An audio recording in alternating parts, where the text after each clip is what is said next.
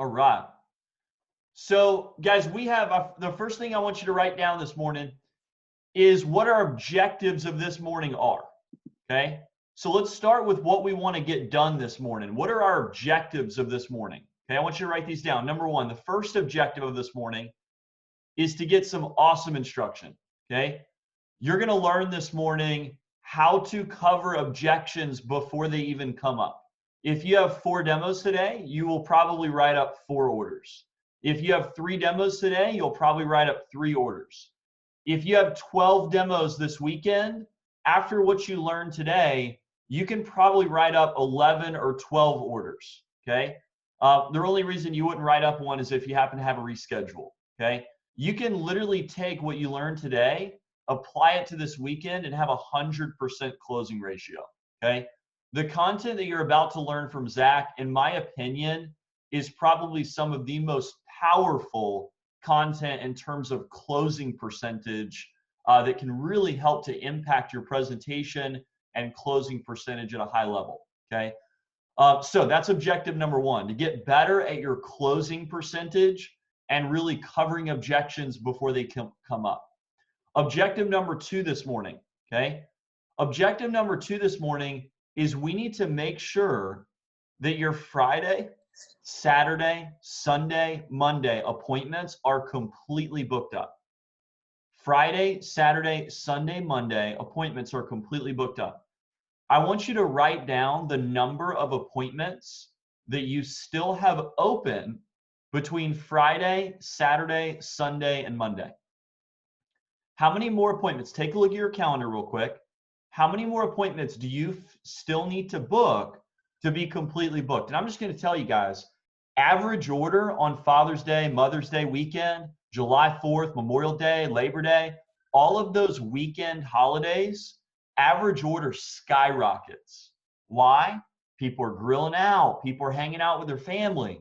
Not to mention, people plan on spending a lot of money on holiday weekends, okay? This is just what it's something that psychologically was ingrained in us since we were kids.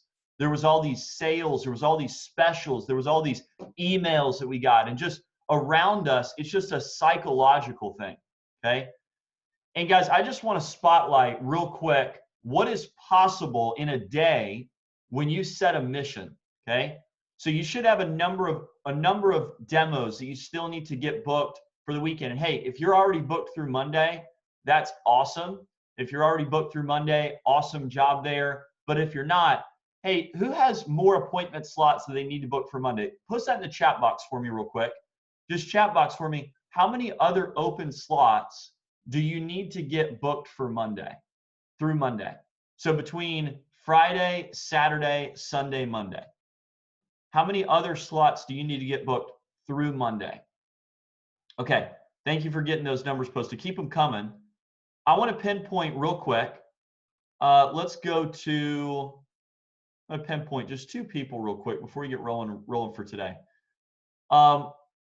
Ryan Owens. Ryan, you've got 3 slots that you need to book. I'm going to unmute you for a second.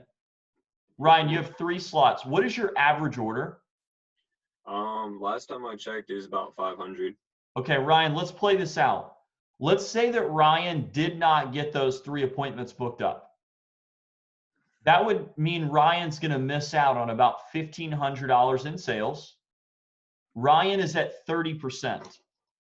So that would mean your paycheck, Ryan, would be $450 less next Friday than it would be if you get those 3 appointments booked up. Does that make sense? Yes, sir. No slots left behind, Ryan. Can I count on you this morning to get those 3 booked? Yes, sir. Okay, yourself is also counting on you, which is the most important part, okay? So Ryan's got 3 more to get booked. Just take that into account, knowing that, hey, we got to make sure we get all of our appointment slots booked. I also want to pinpoint from yesterday, Mariah Hepler. Can you hear me okay? Yeah, I can hear you. Mariah, tell us about your day yesterday real quick. How many orders did you write up and how much did you sell? I think I wrote up 9 orders and I don't remember how much I sold, but I sold every appointment.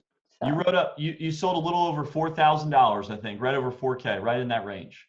okay.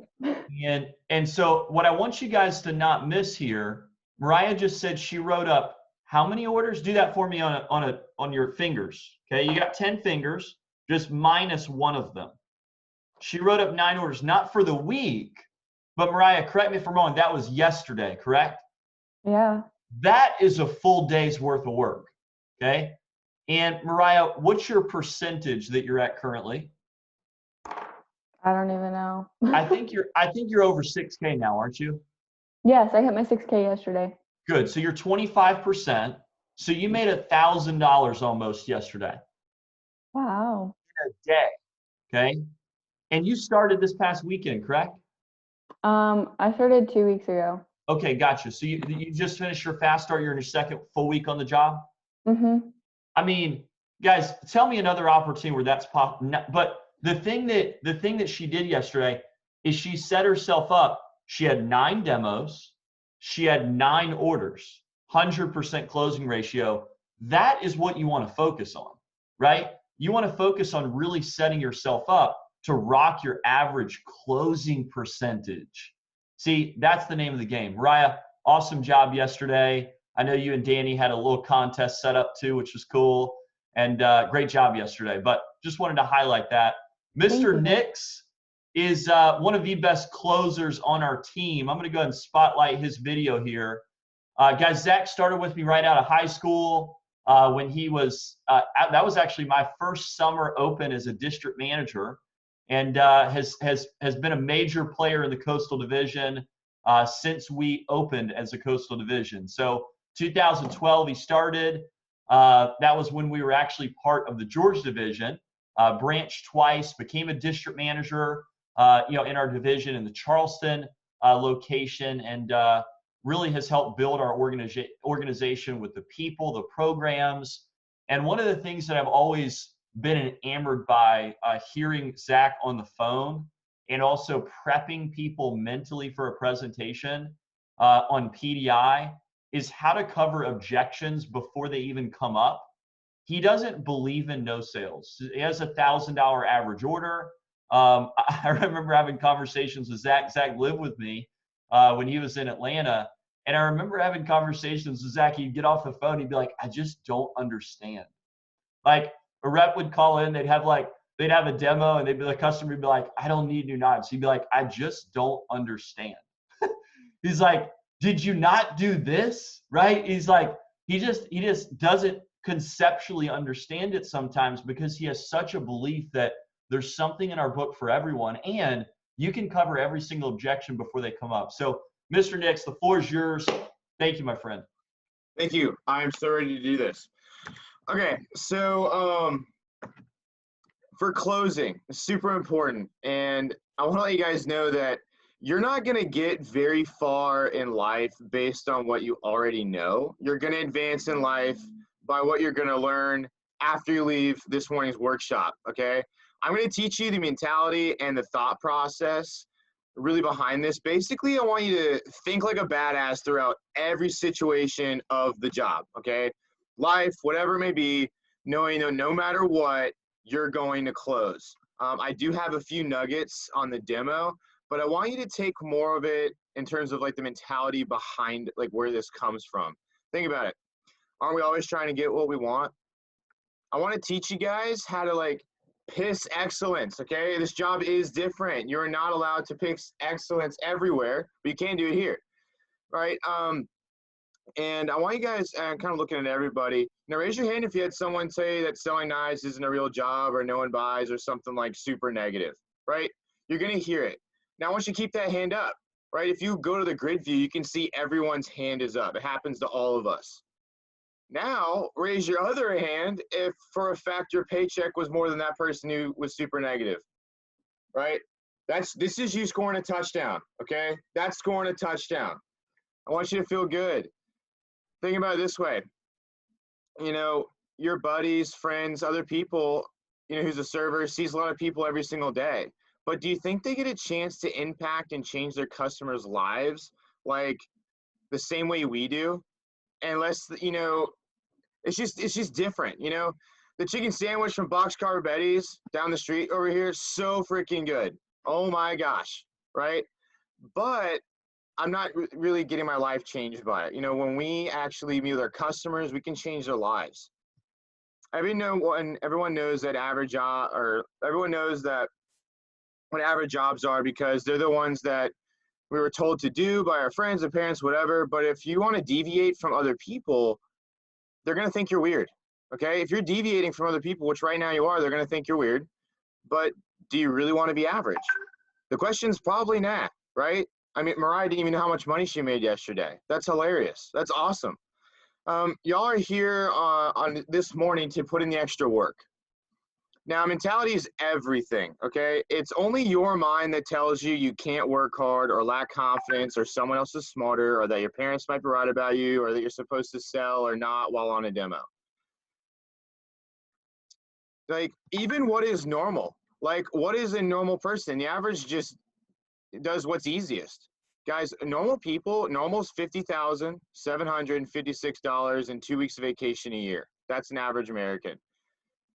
Average is only having shy of $5,000 saved by 35 years old. Some of us already, like, right now, all of you think because you've been told by the company that the closing ratio is 60%. That is not true. And that the average order of 300 is normal. Talk about it. This is called crab mentality, and you have to deviate from this, and it's really, really important if you want to get to the closing mentality I want to teach you guys. So crab mentality, when you go crabbing, and I'm talking like crabbing out of the ocean, like edible, like food, right? The easiest way to attract crabs is to put chicken fat inside a crab trap and drop it in water. We all know this. So one crab enters the trap, and the cage, they'll chomp away at the bait, and then another will join, and then another will join, and then another. Soon after the cage is filled with crabs, even after the bait is gone, they will not leave the cage. This goes the same for crabs in a bucket. As a crab attempts to leave, the other crabs will pull it down and not allow it to leave. In fact, if a crab persists and continues to attempt departure from the trap, other crabs will rip its claws off or even kill it before allowing it to leave the cage. This is crazy. I mention that because crabs hold each other back from making progress. Essentially, I'm insulting us as humans for holding each other back. You know, people are insecure, and when others are making moves, they start to feel uncomfortable. What a profound thought. Insecurity, creates discomfort. Through discomfort, people attempt to validate their own comfort level by choosing to hold someone else back instead of choosing to pursue their own dreams. If this is true, guys, then skeptics should have a little influence over us because their comments are not about us. Their concerns are about themselves. It's about something they're dealing with, their own insecurity. It could be a lack of courage, lack of confidence, whatever it may be. They're projecting that onto us. So next time someone tries to crab you down, just be able to identify it and also be able to discredit certain people in terms of whose advice you want. Example, your buddy makes minimum wage or is in a place with no advancement, working for someone else. Why in the world would you listen to them? You take his advice, you'll end up where he is because that's the mentality and that's the person, position that it put him in. Let other people close on you or you can close on them. Now, first of all, the first lesson in closing is always be closing. It's the ABCs. People who don't want to be in sales are in it for a rude awakening. They will never get what they want in life, will never get to the restaurants they want, will never get out of a speeding ticket, will never get the girl or guy they want. Everything happens through sales and closing skills. No matter what your major is, what you're studying, all of those things, you have to have sales skills. For example, let's say, two guys want to have their own construction company. One has great grades, an engineer from Georgia Tech. He knows how to build some awesome houses. The other person didn't go to college, super personable, great at creating leads and vision in people, worst grades. Now, who do you think will end up with the most clients? I'm gonna let you guys know the one who's personable, the one that can lead others, can close other people on their vision, their business is gonna grow. Even if you're the smartest person in the world, but you can't deliver and build others, it's hard to grow. A close happens every single phone call, every single demo, every single time you ask for recommendations. Either you will close the customer or they will close you. Now, you will close people on how to get people to follow you into battle, how to get free food, how to do anything. The definition of closing isn't just saying, it's not just asking somebody if they want Cutco at the end of the demo. Closing is helping a customer make an easy decision that's right for them, getting something they already want. That's the key. They already want it. When you show Cutco to a customer, you're doing them a favor. It's a blessing to them. And when you successfully make a sale, it is the customer who benefits the most. Closing is in the customer's best interest to help the customer make the right decision easy. Keep the following ideas in mind. If every client, every customer, every homeowner, every person you did a demo for knew as much about Cutco as you did, wouldn't they all buy? Right? Isn't it true? Like, it is your job to educate them and help make them the right decision. Hands down, no matter what, they're going to lose money in the future if they don't solve problems now with Cutco. I know that for a fact. I've seen it happen. I've seen people replace their knives for 10, 20 years at a time. If someone says no to you on a demo, they're saying, hey, Zach, I'd rather spend $4,000 on stuff from Target for the next 20 years of my life. I can't comprehend why somebody would want to do that. So I got 5 tips for closing on Cutco. Here's the 5 tips. Tip number 1, make a commitment to help the customer. Make a commitment to help your customer. Commit all the way, 100% commitment. Closing, like I said, is helping a customer make an easy decision that's right for them. Therefore, closing does not just happen at the end of the presentation. It's something that happens throughout the presentation. In fact, I don't know about you guys, I start closing before I even know the person. It happens before. The reason you go through the whole process of doing a demo for a customer is to make the right decision easy for them. Of course, the right decisions for the customer on Cutco. You're giving people an opportunity to own the best product of its type available anywhere in the world. So I'm about to give closing skills for the easiest product to sell, which is Cutco. So again, commit to your customer. Number 2, you have to understand you have one shot to help the customer. You got one shot. The first call should be the only one that counts. There is no tomorrow. It has taken decades before someone told your prospect about Cutco. It has taken decades for that person to have been recommended to you. This chance may not ever happen again. If they don't get it today, they probably never will. So understand you have one shot to help your customer. Now, people forget 60 to 80% of any information that they hear 2 hours after hearing it. You know, this message this morning, you're going to forget 80% of what I just told you. You're going to feel good, but you're going to forget most of it. So you got to take notes. But the same thing happens to your customers on your demonstration. You've ever had someone say, oh, yeah, I'll come back and buy it later, or let me talk to my husband later this afternoon. 2 hours after that, 80% of your value is gone. So step number 3, when you arrive, you want to set the tone with goal sharing. I'm going to tell you right now, people like to help people who are driven, who are humble, who are hungry, who are genuine, and who are funny. Get the customer tied in the beginning of the demo. Very beginning. According to a study conducted in the New York Marketing Club, 70% of the reason someone buys is because they like and trust you. Sell them on you before you sell them on Cutco. Sell them on you before you sell them on Cutco. Guys, I will build rapport and talk to my customer as long as humanly possible to get them sold on me. You know, I used to book demos. I wouldn't even tell, like, if they're asking, oh, cool, what is it you're showing? I'm like, it's just stuff for the kitchen, for your outdoor products. Either way, I'm awesome. I get paid to show it. Like, most of the time when I got to the demo, they didn't even know what I was about to show them. They didn't care because they wanted to meet me and they wanted to see what I was doing. Also, get an idea of what types of knives they have right off the bat before you even start the demo. Create that need right away, and they will have Cutco.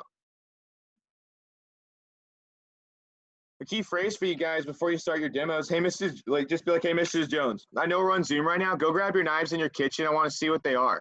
Like, show me what you have. And what's really funny is most of the time, about 80% of the time, they are embarrassed already about their knives. They're embarrassed. And when you ask, hey, go grab your knives, let me see what you have, they're like, oh, they talk bad about them right in the beginning. If your customer's already embarrassed before you even start the demo, how easy is the demo? Now, step 4 is you want to ask questions throughout the demo. You want to ask a lot of questions. Now, here's the deal. I'm going to go very slow for this one. The person asking the question controls the demo. The person asking the questions controls the demo. Now, I have reasons why it works. When you ask a question, that forces the other person to pay attention to you.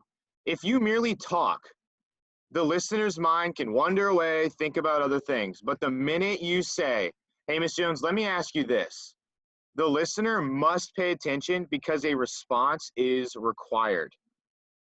When you ask a question, it keeps them from thinking ahead.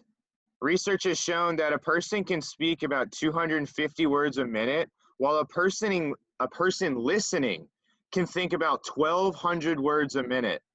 While these are rough averages, the point is that we can think about 5 to 6 times as fast as we can talk. So when you do all the talking to the prospect or your customer, they're thinking 5 to 6 times faster than you of reasons not to buy from you. By asking questions and letting the prospect do the talking, you have the advantage of thinking many, many times faster than your customer. Many, many times faster. When you ask questions, you show concern and compassion for the needs of the prospect. This helps build rapport. So an example in the beginning of the demo, hey, Mr. Jones, what kind of knives you guys have? Cool, like how long have you guys had them? Did you get them for your wedding? Like what are some issues you've had? What's your favorite part about them? What don't you like? Do you put them in the dishwasher? Do you actually like cooking? Do you hate it? Like you're asking legitimate questions that are selling themselves. Asking questions allows you to get valuable information from your customer. You can discover your prospect's needs and motives. The more you know, the better off you are. And you can find out all you need to know by simply asking and listening.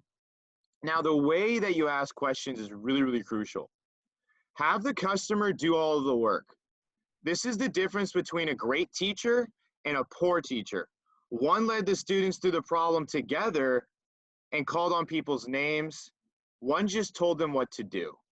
You know, if a whole classroom of students fail a test, is it really the student's fault or is it the teacher's? Right? If you notice, your favorite teachers were the ones that ask you personal questions about you, and they also asked individual questions leading the room through solving problems, and everyone did well. Right? You're an educator, you're a teacher, teach your customers. Also, you want to ask questions that yield the answers that you want.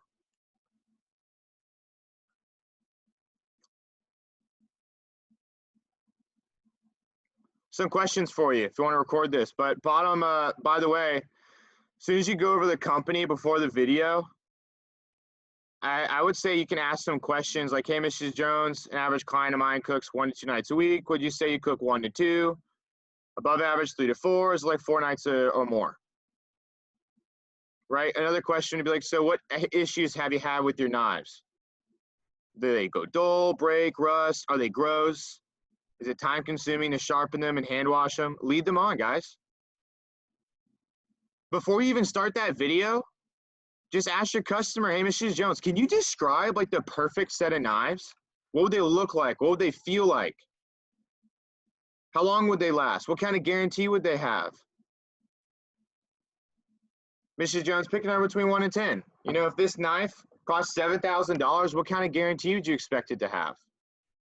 They're going to tell you forever, and then you're just going to be like, yeah, it's got good, it's forever guaranteed. Now, tip number 5. Tip number 5 is to cover as many objections as you can a few times over. So as a review, so far, first tip was to make a commitment to help your customer. Number 2 is to understand that you have one shot to help them out. Number 3 is when you arrive, set the tone with goal sharing. Number 4 is ask questions throughout the demo. Number 5 is to cover as many objections as you can a few times over. Few times. Now, how many times you got to hear something before it clicks? What do you guys think? It's 3, at least.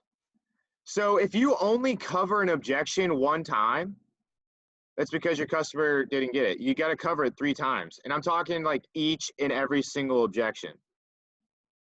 So when you're building rapport, You can create a need when you're building rapport. You ask them about their knives, how long they've had them. If somebody says, oh, I've had these knives for like 10 years, 5 years, my first words out of my mouth within 2 minutes of meeting my customer is like, oh, that'll be easy. It's pretty much time for you to get new knives anyways. How old are those? They're like, oh, like 5, 6 years. I just created a need. A sale is happening. Mrs. Jones, when you had some issues with some of your knives, you're creating a need. When you do the math, when you write out the prices, you're creating a need. That's 3 times that you cover it.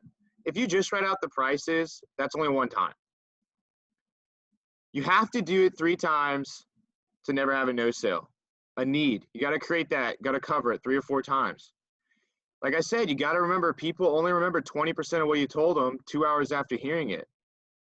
But if you can have that 20%, that fifth of the demo, by the way, cover all of the objections, then you win. They remember it and it covers the objections. You'll hear a simple yes when you ask for the order. My advice to all of you is write down on a piece of paper all of the objections. I used to do this. I'll write down all the objections on a piece of paper. And as you go through your demo, put a tally mark next to each objection as you cover it. And try to cover all of them 3 times throughout the demo. Sounds kind of weird, but I'm telling you right now, if you start doing this early on in your career, it'll pick up and you'll start getting in the habit of it. My demo does not change. It's the exact same demo every single customer I ever see. It does not change.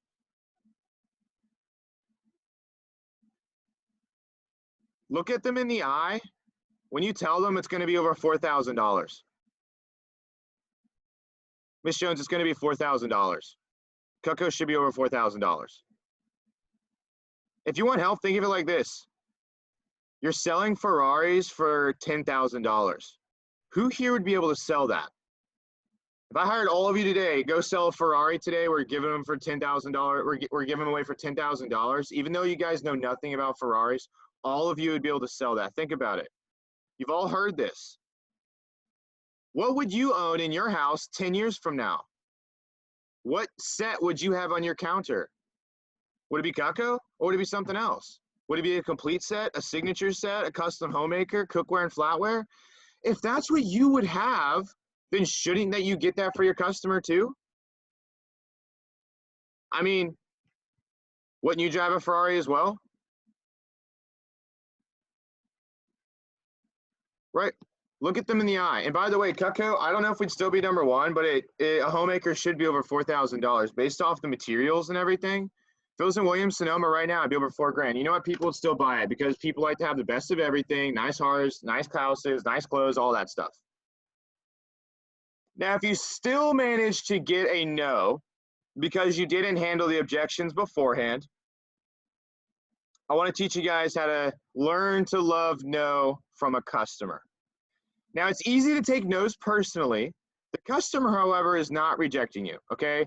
But the idea of owning Cutco or seeing a presentation, it is a refusal of a business proposal, and it is possible to make an experience of a business rejection less painful. Successful business people love to hear the word no. If you learn to love rejection, or at least accept it, you're going to be way more successful in the Cutco program and in life anyways. Now, I want you guys to realize, I've told my team this, why do you hate to hear no so much? I don't think any of you like to hear no. You need to love it. Why do you hate to hear no? Well, maybe it's because when you were children, you heard it so much, your parents disciplined you by telling you no. You yell at your own dog and you tell them no. And you thought no meant you were being bad. Ever since then, you've been conditioned to avoid hearing it. Your parents told you no to protect you, to keep you away from a hot pan, for example. Since you are now hopefully an adult, the word no does not have the same meaning. Avoiding no. It is possible to completely avoid no in our society. Just don't ask anyone out on a date, apply for a job, or try to get a mortgage, right? With Vector, all you have to do is don't call anyone to schedule an appointment. Or if you don't get one, don't do it. Unless you're committed to being, celibate, orphan, hermit, learn to love no. You're going to hear a lot of no's. So again, there's a difference. To put no in perspective, every no gets you closer to a yes. For every no on the phone, you'll probably hear one yes. That means that for one appointment, For every 3 appointments, which is 6 people talk to you, you're probably going to make 2 or 3 of the sales. So what I'm saying is you're going to have to talk to 3 people or you're going to have to talk to 6 people on the phone to get 3 demos booked. Okay? You have to talk to at least 6 people on the phone to get 3 at least. Now, if you see 3 people, let's say you sell on 2 of them. And if you're 2, by the way, if your average order is $300, you're making $30 every no you hear. For example, if you're at 15%, guys, and you sell $600, you just made $90. And you had to hear 3 no's for that to be created. So you got paid $30 every no you heard while making phone calls. You got to treat it like a business, guys. If you're at Dirty 30 right now and you talk to 6 people on the phone, you book 3 of them, you sell on 2 of them, you make $300, or sorry, you make $150. That means every no you heard, you made $50. You have to hear no's to get money. So for every no you hear on the phone, you're paid. Every single no makes you money. On the presentation, is no really that bad? I mean, people who can handle rejection earn big bucks because most people fear rejection. People are scared of it. But rejection cannot hurt you. Did you ever experience bodily harm as a result of it? Like, no. The worst thing about rejection is your fear of it, because it is your fear that keeps you from earning and achieving more. So there's 5 attitudes towards rejection. Tom Hopkins, a noted author and speaker on successful selling, has a list of 5 attitudes necessary to conquering the fear of rejection. And I want you guys to master these. Work on learning them. Don't just listen to them once. I want you to work on it. So again, the first attitude, your affirmations. I used to do this before my demos. I still do it sometimes out loud, but here's what I say. I never see failure as a failure, but only as a learning experience. When a customer says no, you have the opportunity to ask yourself why. Don't refuse the lesson. After all, you've already paid for it by missing the sale. Thomas Edison tested thousands of filaments that didn't work on the electric light before he found one that did.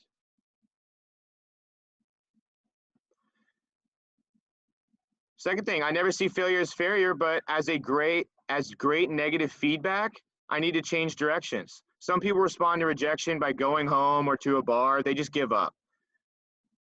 Think like a torpedo. Each rejection is like a course direction. So learn how to be thankful for them, and if a torpedo doesn't get course directions, it can't hit its target.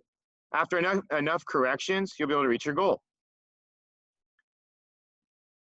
I never see failure as failure, but as an opportunity to develop my sense of humor.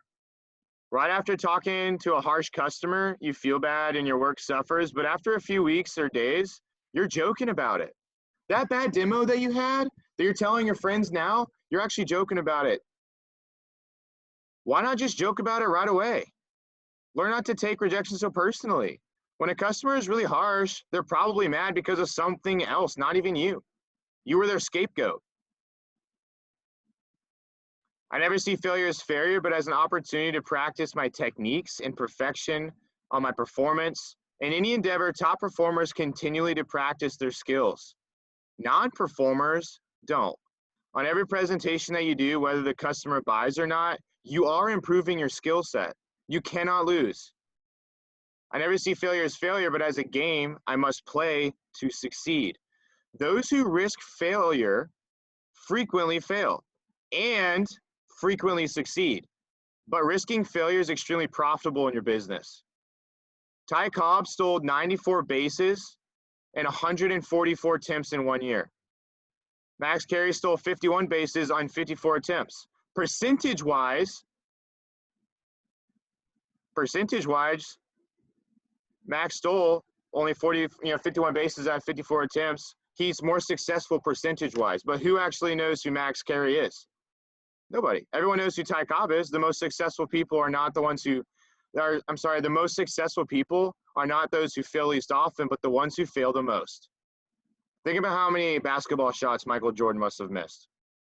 I just want you to think about it. So in closing, sales are contingent upon the attitude of the salesman, not the attitude of the prospect. Always being in your peak state, no matter what adversity you face, you guys are control. And by the way, invest in yourself, guys. It pays the best interest.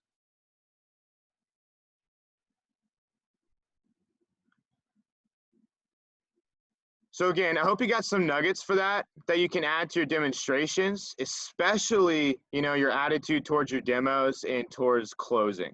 Again, they're either going to close you or you're going to close them. I want you guys to focus on just changing your identity. Someone asks you what your job is, don't tell them you sell knives. Just be like, I'm a kitchen consultant. I literally fill someone's kitchen with all of their kitchen needs. Mrs. Jones asks, how's the job been? You tell her, Mrs. Jones, like every person I've met with, I filled up their kitchen. It's crazy if it doesn't even happen. If you show someone who doesn't own Cutco, be excited. Be like, oh my God, Mrs. Jones, I'm so glad you don't own Cutco. Every person I've seen this week already had Cutco. I literally just upgrade people that are set. Every person I see owns Cutco. So I'm excited to show you since you've never seen it before. How do they feel knowing that everyone else seen it already or has it? They're definitely buying. Someone has Cutco already. Be like, Mrs. Jones, this is crazy. Like, I'm glad you already have Cutco. Every person I've seen has Cutco, and all of them upgraded to our most popular sets. What do you guys have? Now, in closing, so I'm pretty much done with the talk. It's really hard to close if you don't have demos booked up. Just throwing that out there. It's really hard to close if you don't have any demos in front of you. Now, I know for our team, we got a big goal. Friday morning, I'm going to tell you right now from about, 8:40 to 9:40 Friday morning, unbelievable phone jam time.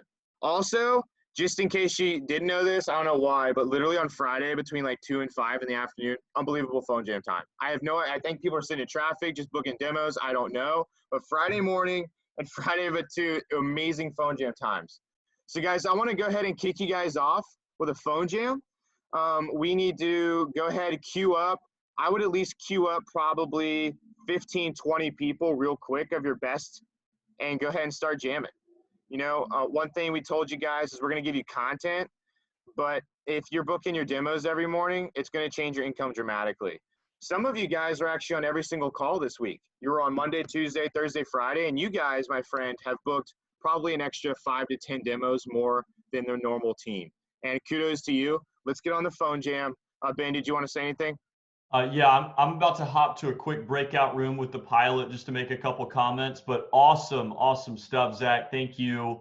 This morning, guys, let's make sure that the weekend is set up, ready to rock and roll. Have a phenomenal weekend. Excited to see the updates and see the reports after the weekend. So, Zach, if you want to just go ahead and get them ready to rock and roll, I know they're getting started on the phone. Guys, you should be focused on pick either 10 or 20 calls, and let's go to work. Yeah, so you can do the breakout for the rest of you guys. Let's get rolling.